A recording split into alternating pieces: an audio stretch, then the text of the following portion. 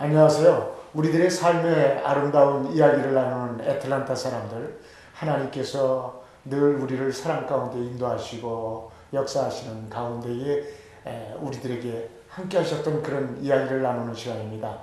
오늘은 기독교 대한감리회 미주자치연의 총무로 일하시면서 그리고 하모니 교회에 담임하고 계시는 김영민 목사님을 모시고 이야기를 나누겠습니다. 안녕하세요. 네, 안녕하세요, 목사님. 네. 이렇게 애틀란타에 오셔서 정말 반갑습니다. 네. 예. 그런데 미주 자치연의 총무님이라고 이렇게 말씀하시는데 그런 일을 하신다고 하는데 그런 일이 어떤 일입니까? 저는 기독교 대한감리회 미주 자치연의 소속 행정을 맡고 있는 김영민 목사입니다. 기독교 대한감리회는 130여 년 전에 미국 감리교회가 이제 한국에 전래되었고요. 네.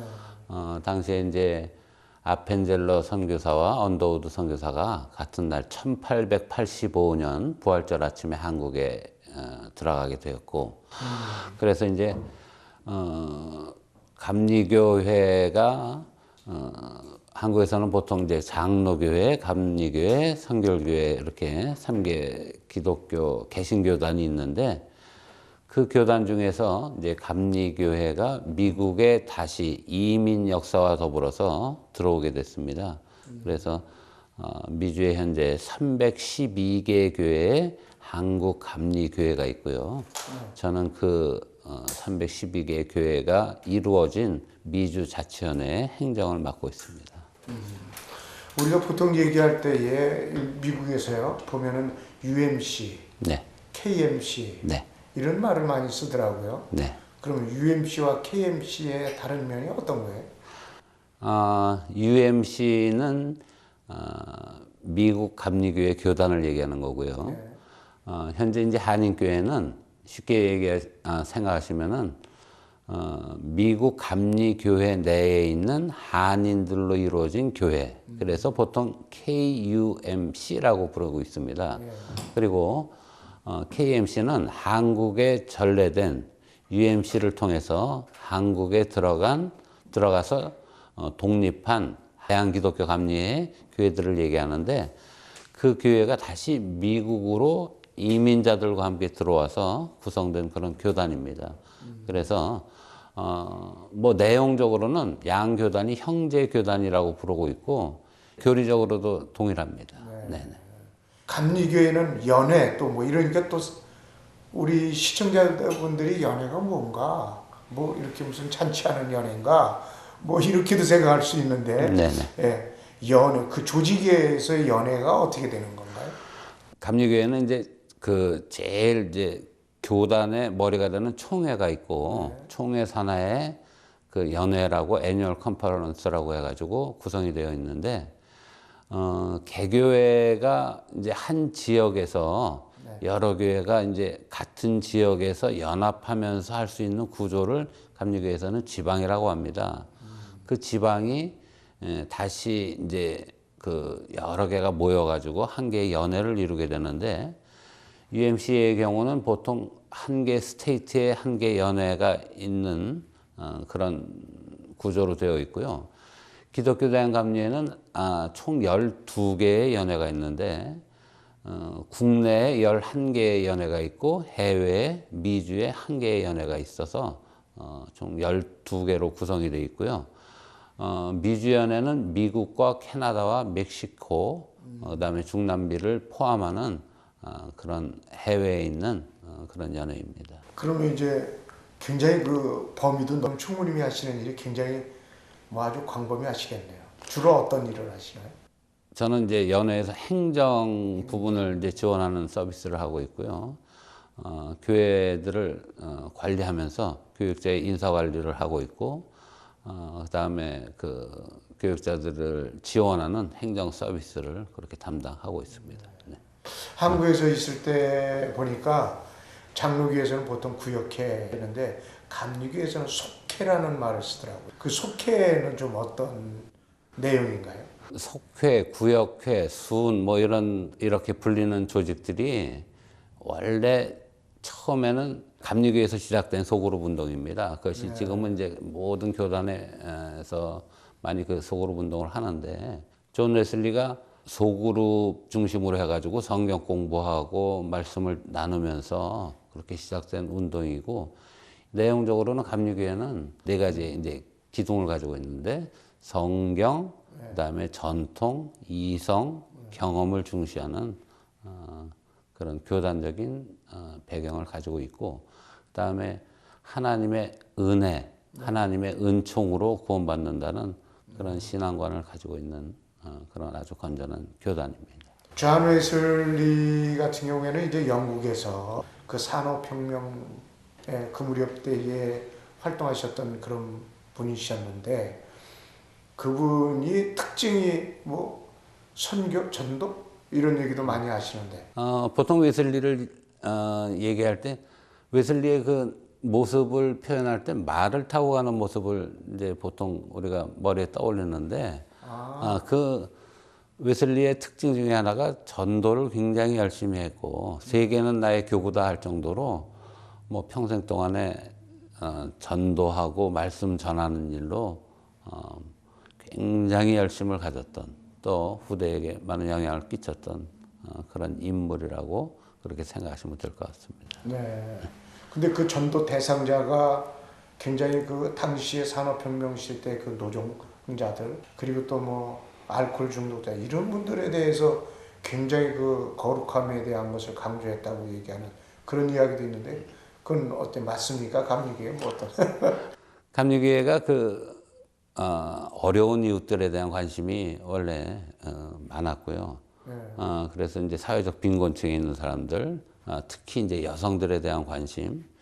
그래서 이제 한국에 전래되는 과정도 비슷한데요. 그래서 이제 한국의 대표적인 그 개신교에서 세운 학교 중에 이제 이화학당이 있는데, 여성들을 위한 그런 또 약자들을 위한 그런 사업에 많이 참여를 해가지고 이제 배제학당, 이화학당, 배화학당을 세우게 되고, 그 다음에 여성 전문 병원, 동대문 부인병원이라든지 보구여관이라든지 우리가 역사책에서 만날 수 있는 많은 그런 기관들을 세우고 선교를 병행하게 됩니다.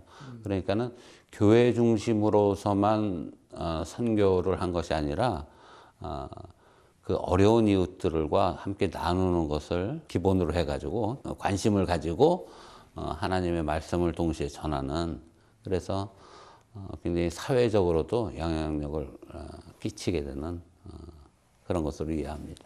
그리고 이제 목사님께서 감리교 목사님이 되셨잖아요. 네네. 그래서 미주 자치연회에 네. 이제 총무님으로 네. 이렇게 수고하시는데, 목사님이 되신 그런 특별한 동기가 있으셨나요?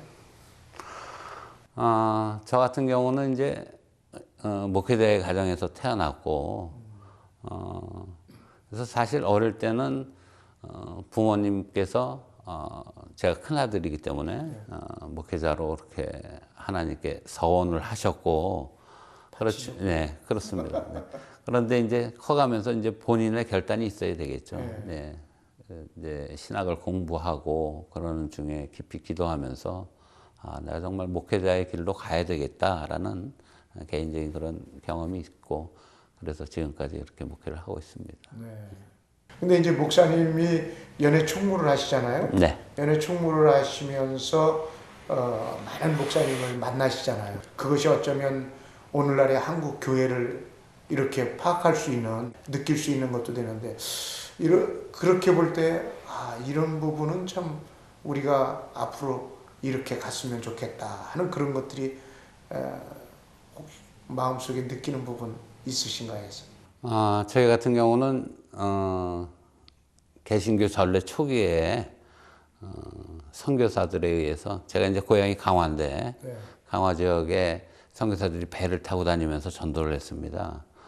그러는 중에 저희 증조부 되시는 분이 처음에 선교사를 만나게 되고 복음을 받아들이게 된 이후로 4대째 지금 목회를 하고 있고, 증조부께서는 이제 당시에 이제 초대교회는 목사라는 개념보다는 초기 선교 때는 이제 전도인, 전도자라고 예, 그렇게 불렀는데 이제 김화성 전도사 이후에 증조부 그다음에 조부 저까지 해가지고 이제 4대째 목회를 하고 있습니다. 그리고 또 이제 제가 이제 큰 아들이라는 이유 때문에 집안에서 큰 첫 열매로서 형제들마다 그 첫째는 하나님께 드린다라는 그런 생각으로 제가 이제 신학을 하게 됐고 그런 과정 중에 또 그러는 중에 이제 개인적으로 하나님을 만나면서 그것이 함께 고백되어지고 그렇게 목회자의 길을 지금까지 온 것 같습니다. 목사님 올해가 이제 루터 종교개혁 500주년 아닙니까? 네. 그래서 이제 한국 교회도 개혁을 해야 된다 이런 얘기를 네. 참 많이 네. 이제 이야기도 했고 네. 언론상에서도 네. 얘기를 하고 그러는데요. 그런데 이제 특별히 미주 자치연회에 총무님이다 보니까 많은 목사님을 만나고 많은 교회도 접하게 되잖아요. 그것이 어쩌면 한국 교회의 지금 현재 그 모습을 많이 느끼신다, 감지할 수 있다 그런 생각도 가져요. 그러신다고 하면 한국 교회가 지금 현 주소가 이러니까 이렇게 좀 개혁이 되고 바뀌어졌으면 좋겠다 하는 그런 부분들을 아마 어느 누구보다도 갖고 계실 텐데 어떻게 그런 부분에 대해서 얘기하실 수 있나요? 그 종교개혁 500주년 천주교에서 그 구교죠. 로마 캐톨릭에서 여러 가지 좋지 못한 그런 부분들이 보일 때 우리가 제대로 성경으로 말씀으로 돌아가자. 예, 그런 운동으로 시작됐고요. 또 지금 종교개혁 500주년을 맞아가지고 우리가 그때 당시에 500년 전에 캐톨릭이 가졌던 하나님 앞에서 바르지 못한 부분들을 우리가 또 그런 과정 속으로 들어가고 있지 않나 하는 생각을 합니다. 그러니까 교회들이 교회가 가야 될 길, 신앙인이 가야 될 길, 목회자가 가야 될 길에서 조금 벗어나는 일들이 최근에 발생하고 있고 가장 최근에 이제 이슈가 되고 있는 세습 문제가 있습니다. 네, 세습. 이거는 이제 교회 권력, 교회 재산 뭐 이런 것들이 대물림되는 것인데 결국 이것은 교회가 하나님의 것이라기보다는 인간의 것으로서 그렇게 이해되는 부분, 측면이 있지 않나 하는 생각을 하고 개인적으로는 이것은 굉장히 심각한 현상이고 그런 신호가 감지되고 있다라고 생각을 합니다.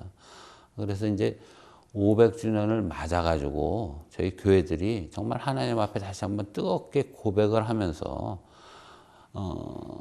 사람들이 두세 사람이라도 기도하는 자들, 하나님의 일을 따르는 제자들이 모인 게 교회라고 하는데 다시 그러한 정신을 회복하고서 예수 그리스도가 머리가 되는 그런 교회를 만들어가는 것이 오늘 이 시대에 요청되는 가장 중요한 사명이라 그런 과제라 그렇게 생각을 합니다. 네. 예수 그리스도가 머리 된다, 머리 되신다라고 하는 그 말씀이 이제 교회의 머리가 되시고 교회의 몸이다라고 하는 그런 말씀을 하셨는데 사실 저도 느낄 때에 한국 교회의 모습 속에서 예수님의 머리가 아니라 교회의 어떤 영향력을 가진 분이 머리였고 그런 안타까움을 갖기도 하고 그런데요.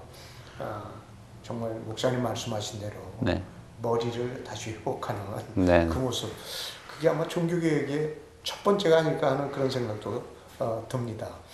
그런데 이제 또 감리교에서나 이런 진보적인 데에서 동성애권에 대해서도 이제 얘기를 하잖아요. 그래가지고 뭐 그게 굉장히 심각한 것으로 미국에서는 더군다나 이제 뭐 대법원의 판결도 났다 뭐 이런 막 그러는데 그 부분에 대해서는 감리교에서는 어떻게 정리가 되어 있나요? 감리교에서는 이제 교단 법이라고 하죠. 교단 법이라는 것은 교단이 추구하는 신앙적인 노선이 어떻게 되느냐라는 것을 이제 구체적인 문장으로 정리한 거라고 이제 보는데요. 근본 이제 그 얼마 전에 10월 달에 네. 기독교 대한감리회 이제 입법의회라고 법을 2년마다 수정하고 개정하는 그런 회의가 있었고요. 그 입법회의에서 동성애 문제에 대해서 단호하게 우리는 반대한다라는 그런 입장을 발표를 했습니다. 혹자들은 이제 좀 감리교회가 진보적이기 때문에 진보적이란 것은 사실은 이제 사회적인 참여와 약자들에 대한 배려와 뭐 여성들이나 인권이나 이런 문제에 대해서 관심을 많이 갖지만은 신앙적인 면에 있어서는 우리가 뭐 쉽게 표현하는 대로 굉장히 보수적인 신앙을 가지고 있다 그렇게 생각을 하고요. 저희 교단 기독교 대한감리회 KMC에서는 동성애 문제에 대해서 철저하게 반대를 한다라는 그런 입장 표명을 했습니다. 그런데 이제 저희 미주자치원회가 미국 내에 이제 본부를 두고 있다 보니까는 현지 법하고 그러니까 국가의 법이죠. 네. 국가의 법하고 이제 부딪히는 부분이 있는데 이 문제를 우리가 잘 풀어가야 되는 어떤 과제라고 또 생각을 하면서도 그러나 그런 국가적인 국가법 때문에 아니면은 시대의 흐름 때문에 우리 신앙을 거기에 맞춰 나갈 수는 없다라는 것이 개인적인 생각이고 또 교단의 생각입니다. 네. 근데 이제 뭐 다른 분들이 그냥 얘기되어지는 부분을 보면 네. 좀 왜곡되어져서 네. 얘기되어지는 그런 부분들이 있는 것 같아요. 그런 부분에 대해서. 근데 감리교는 굉장히 그런 면에 있어서는 분명한 것. 저도 이제 뭐 다른 분들하고 얘기할 때는 그렇게 얘기를 했어요. 네. 동성애라고 하는 거는 성경에 분명히 그것을 찬성하는 쪽이 아니다. 반대하는 쪽이고 네. 그거는 성경에서는 잘못된 부분으로 얘기하고 있기 때문에 우리는 그걸 따른다. 다만 그들도 구원받아야 할 영혼이기 때문에 선교의 대상에서는 죄하면 안 된다. 네. 예, 그런 건데 그게 감리교의 뜻이죠. 네, 그렇습니다. 뭐 사회적 소수고 그들도 우리가 사랑해야 될 대상이고 복음을 전해야 될 대상이고 그렇기 때문에 절대적으로 그런 복음을 전하는 대상에서의 어떤 편견이나 아니면은 그들의 차별이 없어야 된다는 생각이고요. 그렇지만은 동성애 자체에 대한 것은 이건 하나님의 법, 말씀에 어긋나는 것이기 때문에 그 문제는 철저하게 배격한다는 것이 기본 입장입니다. 아예 성문화해가지고 이것을 그대로 모든 교회에 적용할 수 있도록 그렇게 안내를 하고 있습니다. 목사님은 이제 특별히 이제 강화도가 고향이시고, 네. 그래서 거기서 이제 사실 예수 그리스도의 복음이 인천으로부터 해서 들어왔잖아요. 네. 벤셀러 아까 말씀하신 대로 언더로도. 네. 그런데 그래서 강화도 전에 한번 보니까 마을마다 교회가 있더라고요. 네. 어떻게 해서 그렇게 마을마다 교회가 세워진 그런 역사를 가지고 있는지 모르겠어요. 이제 초기에 선교사들이 복음을 전할 때 육지에 들어와서 전하기 어려운 환경이었고 당시 문화도 그렇고요. 또 한 가지는 이제 백길로 이동하는 것이 편하기 때문에 그 주변 배를 타고 이동을 하면서 주변에다가 뭐 성경을 나눠주고 복음을 전하고 하는 일들이 있었는데 그것이 이제 인천 강화도를 중심으로 해서 많이 이루어졌습니다. 강화 같은 경우는 이제 보통 감리교회 모판이다라는 말을 쓰는데 이 표현이 좀 재밌는 표현입니다. 모내기를 할 때 모내기를 준비하기 위해서 그 벽실을 뿌려놓고 한 군데서 자라난 그 아주 작은 규모에서 자라난 것을 갖다가 다시 옮겨 심게 되는데 강화도에 복음이 전래가 됐고 그 복음을 받아들인 사람들이 또 전국으로 나가서 하나님의 말씀을 전한다 그래서 강화를 이렇게 감리교회 모판이다라는 그런 표현을 쓰고 있습니다. 그리고 현재 강화에는 다른 교단이 거의 많이 들어와 있지 못하고요. 강화도라는 그 안에만 감리교회가 지금 120여 개 있는 것으로 제가 알고 있습니다. 예전에 교통이 우리가 뭐 가정마다 차가 있거나 그렇지 않기 때문에 마을을 중심으로 해서 신앙생활을 했습니다. 그런데 강화라는 지역은 그 말하자면 전체 그 군민들이 신앙생활하는 사람들이 많기 때문에 자연적으로 모든 마을마다 기도하는 장소가 필요했고 예배드리는 장소가 필요했기 때문에 그것이 오늘날 교회로 그렇게 발전을 했고요. 뭐 재밌는 것은 제가 이제 어릴 때 자랄 때 보면은 모든 교회 현판에 감리교회가 이렇게 써 있거든요. 네. 무슨 감리교회. 그래서 교회라는 것은 당연히 감리교회다 이렇게 들어가는 거라 저는 어릴 때는 제 기억에는 그래서 교회는 다 그렇게 감리자가 들어간다라고 그렇게 보면서 자랐던 기억이 있습니다. 네, 그래서 감리교회. 네네. 네. 그럴 수밖에 없겠네요. 네. 그렇게 보이니까. 네네. 네. 그 목사님 이제 미주연회 자치연회에서 이렇게 하시지 않습니까? 네. 그럼 미주 자치연회가 미국, 캐나다, 멕시코, 이제 멕시코, 네, 중미, 네. 그쪽에서 네. 이 전체를 이렇게 하고 있는데 네. 앞으로의 그 미주 자치연회에서의 어떤 계획이 있나요? 어떤 비전 뭐 특별히 하는 프로젝트라든지. 지금 미주에 있는 모든 교단들이 공통적으로 겪고 있는 한 가지 이제 현상이 있는데 이민자가 줄어드는 겁니다. 네. 그러니까 교회가 이민 1세대들 70년도 초반부터 이제 국가적으로 이민 정책이 미국에서는 이민이 풀리게 되고 또 그 이민의 문이 열리면서 한국에서 많은 사람들이 유입이 됐습니다. 70년대 초반에 들어온 분들이 지금 80대, 많게는 90대까지 이제 연세들이 되셨는데 이민 1세대들이 와가지고 한국에서 가지고 있었던 뜨거운 그런 신앙적인 열정을 가지고 교회를 세우고 헌신하고 이제는 그 교회들이 2세들에게 또 3세들에게 넘어가는 과정이 있는데 한국에서 들어오는 이민자가 줄어들게 되면서 우리가 지금 이제 선교의 방향, 정책의 방향을 2세나 3세를 향해서 또 관심을 갖고 그들을 신앙적으로 잘 훈련해 가지고 또 한국인들이 가지고 있는 열심을 가지고 이 미국의 주류 사회 속에서 한국인들의 정서를 가지면서 동시에 미국 문화를 잘 이해하면서 건강한 신앙생활을 할 수 있도록 안내하는 게 교단적으로 가지고 있는 뭐 중요한 현재적인 과제라고 그렇게 생각합니다. 그래서 보통 우리가 얘기할 때 이민 1세, 2세, 뭐 1.5세 뭐 네. 이런 얘기를 많이 네. 표현을 쓰는데 그건 어떻게 보면 종적으로 이렇게 내려오는 네네네. 그런 부분인데 그런 쪽에서의 선교, 네. 종적인 선교도 이제 비전으로 이렇게 갖고 계시는군요. 네네.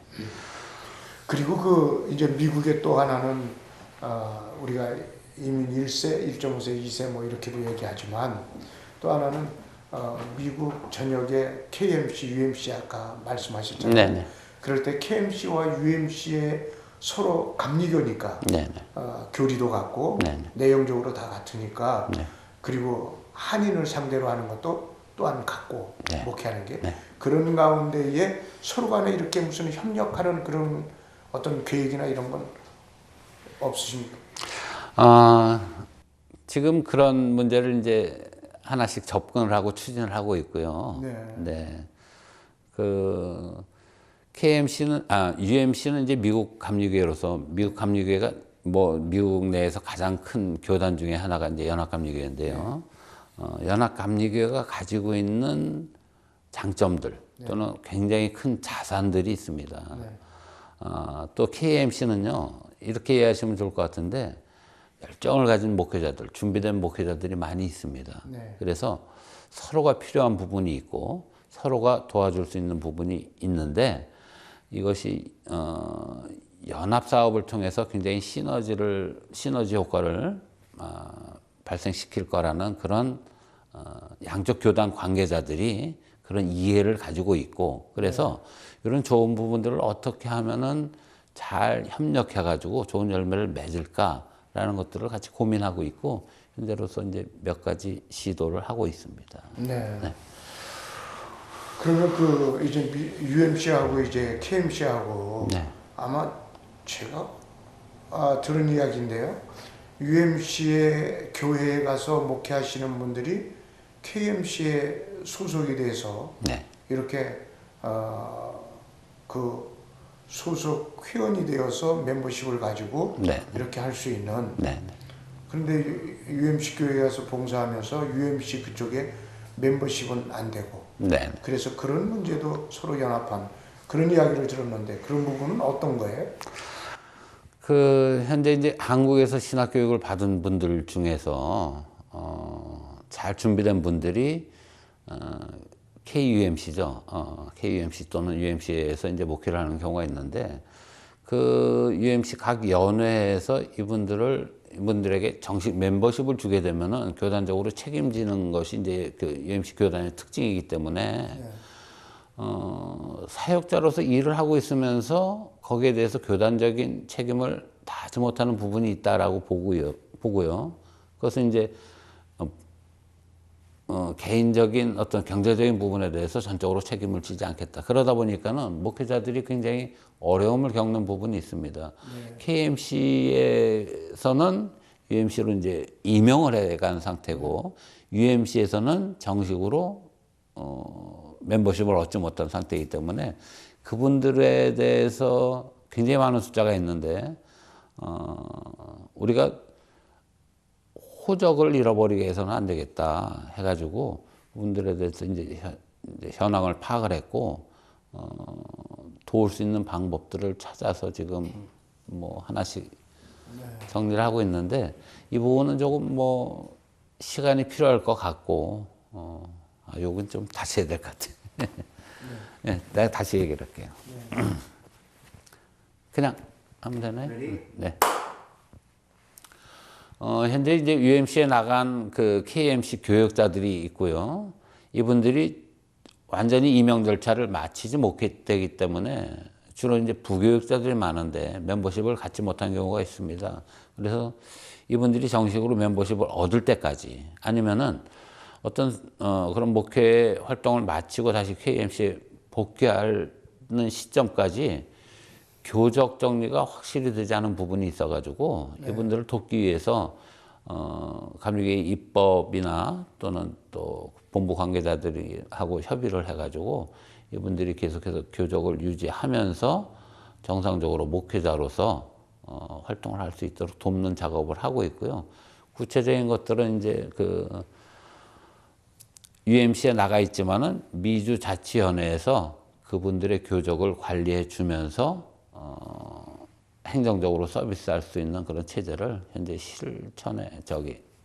실현하고 있는 그런 중입니다. 네, 아주 뭐 귀한 일을 하시는 거네요. 네. 목사님들이 네. 어떤 소속을 네. 분명하게 두고서 갈 수 있다고 하는 네. 그것은 뭐 어떤 본인이 힘도 될 수 있지만 네. 또 한 부분에 있어서는 잘못된 길로 갔을 때에 네. 그게 제어 장치도 될 수 있잖아요. 네네. 그리고 그렇습니다. 하나는 엑셀레이터도 될 수 있고 네네. 그런 면에서는 양면에서는 굉장히 아주 바람직한 그런 조치다 이렇게도 생각이 드네요. 제가 이제 처음에 이 문제를 가지고 교단 관계자들이 모여서 이제 협의를 했는데요.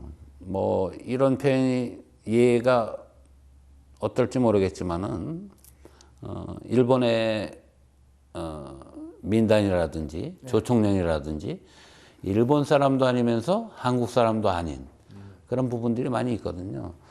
어찌 보면은 실제적으로 KMC에서 훈련 받고 현재 UMC에서 사역을 하고 있지만은 양쪽에서 정식으로 다른 분들과 동일하게 대우를 받지 못하는 그런 분들이 많이 있는 것이 현실이고요. 그분들에 대해서 관심을 가지고서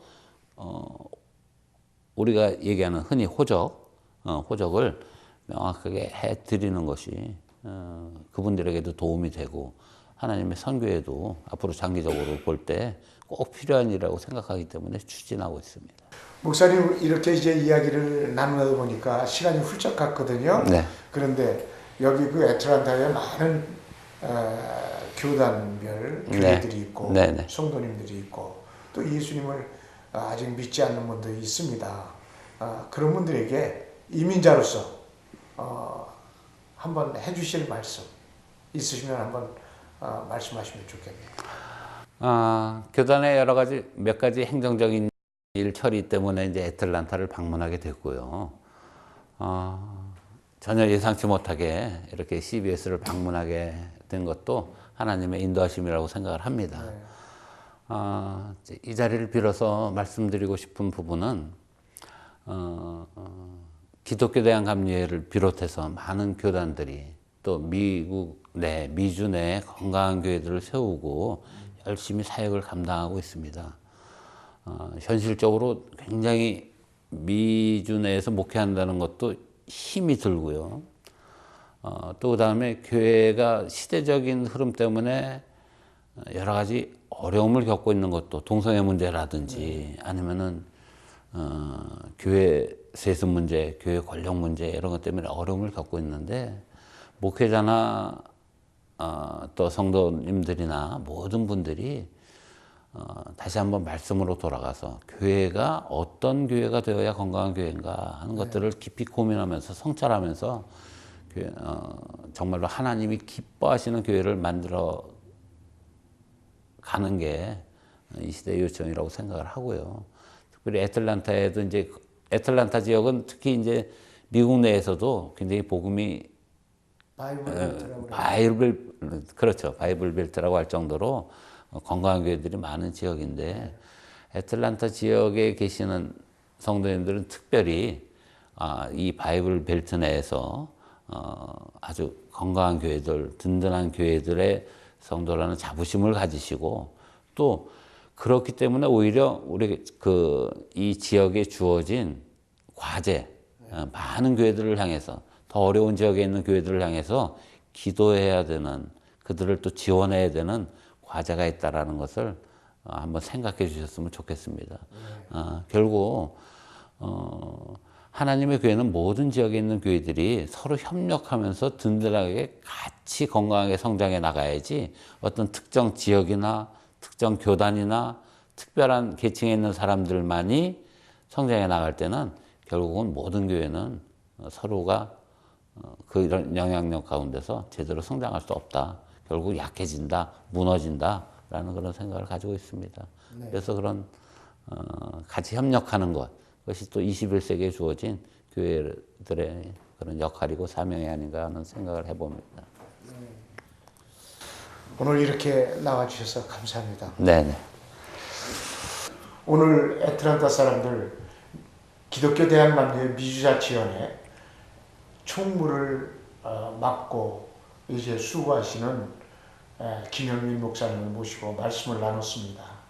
우리가 교단, 기독교 대한감리회에 대한 미주자치연회에 대한 이야기를 좀 많이 오늘 나눴습니다만은 각 교단들이 서로 연합해서 하나님 나라라고 하는 킹덤 오브 갓이라고 하는 이 하나님 나라를 위해서 함께 합력할 때 하나님은 더욱 기뻐하시고 하나님 보시기에 좋은 세상은 더 이렇게 만들어져 회복되어져 가지 않을까 이런 생각을 갖습니다.